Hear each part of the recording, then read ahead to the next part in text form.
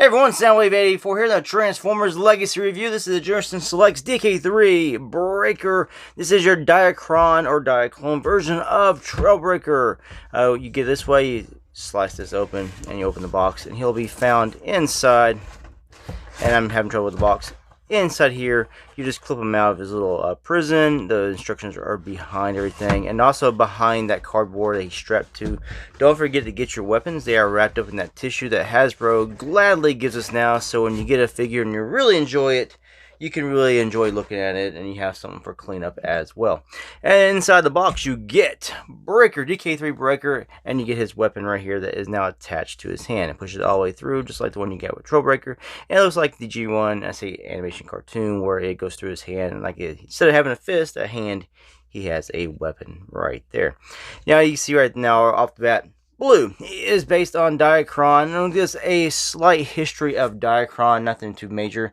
You have this guy here, DK-2 Guard, which we just got not that long ago, which is a black version of Ironhide. The DK-1 was actually the red Sunstreaker or Spinout. These three guys here were released in the United States by Takar as Diacron, the robot slash car of the future. So these were the three bigger sets here, and you also had a big combining set. I think the Power Dashers were also released. Don't quote me on all of it though. So these three here make up your Diacron. And here's Breaker next to Trailbreaker, and this is your Earthrise version here. You see, very similar. They didn't use the same soft red, nothing sharp about that red. In the same places, reds here in these, reds underneath the hips, and you have red back here. You have the same accessories up top on the camper. Transformers is exactly the same thing. Now you notice the weapon here on my Trailbreaker is different. That is a non-F upgrade kit. All you do is remove the hands, because they are mushroom pegs. They slide right out, and then you slide that thing right in. It gives you a more sleek, slender weapon, and I think a little bit more to the animation of the G1 cartoon look, to where the gun is not like this one, where it's so kind of big and bulky. But either look is fine. Also, if you ever got that Centurion pack with the accessories, it came with that radar dish that represents that one part in that one episode, More Than Meets the Eye. If it works on him, it works on him. And yes, he supports blast effects. Another thing this figure does right here, the camper does come right off. Helps if I just don't yank the whole backpack part off there. This part here slides right off. There's a tab and a slot as part of the hinge. Has a peg on the inside. Now you can peg this on and you have a shield a la like Captain America.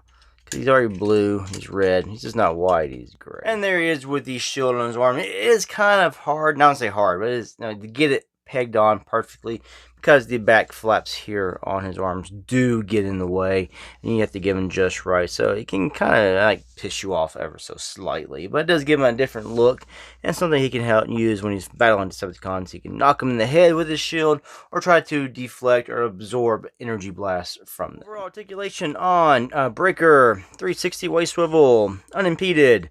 You can do full splits, kick really far till your thighs hit your grill of your vehicle mode. Go back, not as far, you kind of hit the back. Upper thigh swivels, you get your knee bends, double jointed knee bends at that, so you get extra going. You get your ankle tilts to there. You get wrist swivels, there are wrist swivels, you got mushroom face, the wrists do swivel. You get your upper bicep swivel.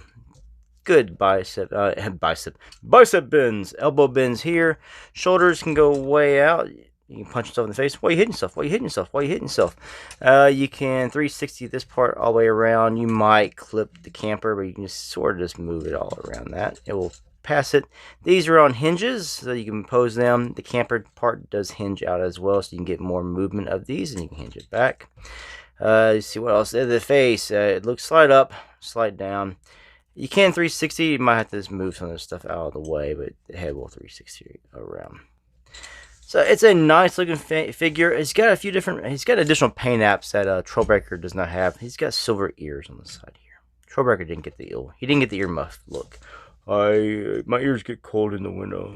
But yeah, so otherwise, overall, nice looking figure. If you're into Diacron, you will like the look of this in remote mode and probably in vehicle mode, which let's get to right now.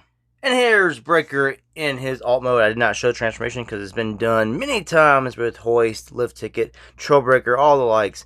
You've probably seen it somewhere on YouTube. And it's pretty intuitive, very simple. You just want to make sure you get the arms pushed up far enough underneath so the hands have clearance for him to roll. Otherwise, it's getting everything just tabbed in, locked in, and he locks in, tabs in. Really good. Now the gun can get stored right here on top. Also, if you have that radar dish from that one Centurion pack, came with all those accessories. Of course, it will fit on Breaker here as well as it did on Trailbreaker. I don't have it available at the moment to show off, but this is Trailbreaker and Breaker combined together, or not combined together, compared together, so you can see it's exactly the same mold, just repainted. This paint markings right here are all the same way: the yellow, then the orange, the reds. Still, it's nice to have options. It's nice to have variety here. And with his US release, Diacron, Carvers of the Future, spin out and guard. Here is Breaker with them. Bringer. And with Alita 1, I show her off in a lot of videos for comparison in vehicle mode just because she's just laying around, and I have yet to review her. I've got a lot of stuff I have yet to review. I don't know if I like this figure enough to review it. And a blast from the past. Let's bring out the 2000, whenever it came out, Chug, Universe, whatever it is. Here it is, Ratchet, compared with nowadays figures.